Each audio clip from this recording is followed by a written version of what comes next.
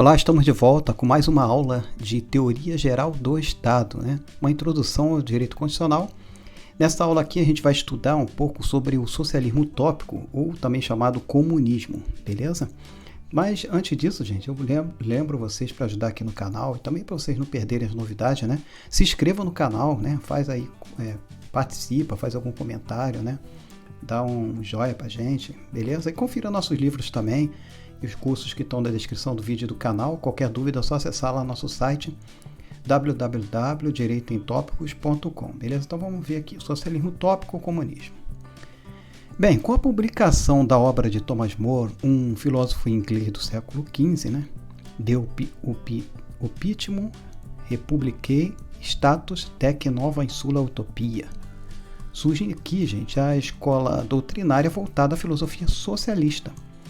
Esta obra foi publicada no ano de 1518 por Erasmo, que era um amigo de Thomas More, cujo nome da obra ficou conhecida simplesmente como Utopia.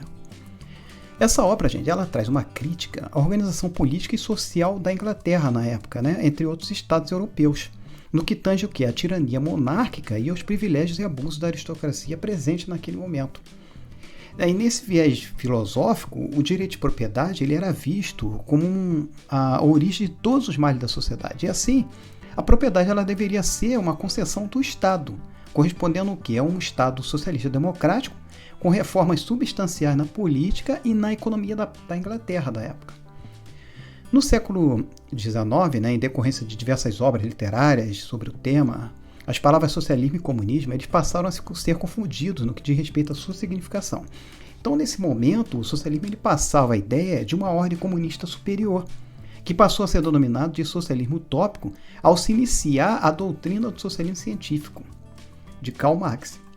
Então, vamos entender um pouquinho mais sobre o socialismo científico de Karl Marx. Bem, o socialismo científico também é chamado de marxismo, em decorrência da sua influência doutrinária sobre o assunto, né? Marx se juntou a Friedrich Engels, um outro utopista da época, e elaboraram a obra O Manifesto Comunista, de 1848, resumindo assim os pensamentos doutrinários idealizados por Karl Marx. Logo após a publicação dessa obra, Marx ele começa a escrever uma nova obra chamada O Capital, mas ela somente foi concluída por Engels após o falecimento de Marx em 1883. Marx não considerava o sistema coletivista como um socialismo de Estado, mas sim de um socialismo científico, no qual os fatos e fenômenos sociais, com base nas análises de suas causas de desenvolvimento, a gente consegue chegar à possibilidade de prever uma revolução ou uma ditadura proletária. A partir desse ponto, Marx não mais apresenta uma solução política, né? Ele vai só até esse ponto. Então, diante do desenrolar das doutrinas do socialismo político e estatal que iam se formando naquela época, o próprio Marx ele começou a renunciar à sua própria doutrina marxista. Então, daí a gente vê uma evolução do socialismo pós-Marx. Então, vamos ver sobre isso.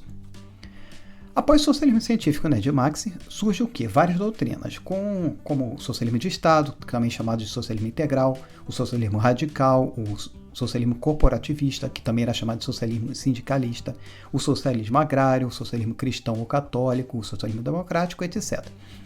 Dentre estas espécies de socialismo, a que se destaca é o socialismo de Estado, no qual o Estado ele perde as características próprias e se transforma em um Estado opressor, em busca de atender os ideais de uma ditadura classista.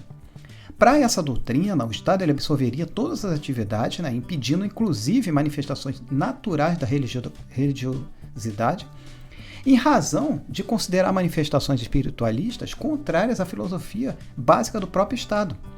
Nesse sistema de Estado, é regido de forma ditatorial, rechaçando qualquer resistência, em especial naquele momento, às forças capitalistas particulares e à própria burguesia.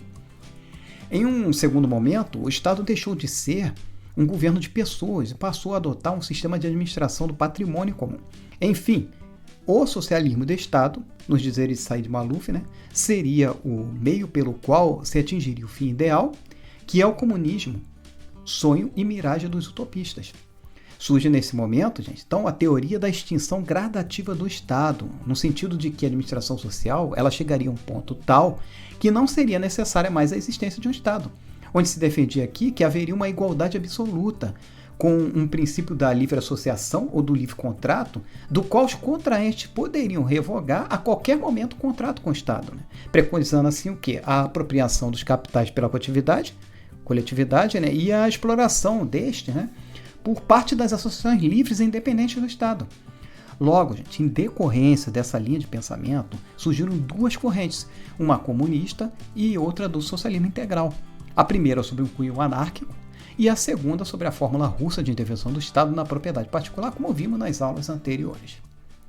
Bem, chegamos ao final de mais uma aula de Teoria Geral do Estado, onde a gente estudou aqui um pouco sobre o socialismo utópico ou comunismo. Na próxima aula a gente vai adentrar no tópico a família e a igreja. Beleza? Então a gente vai ficar por aqui e até a próxima aula.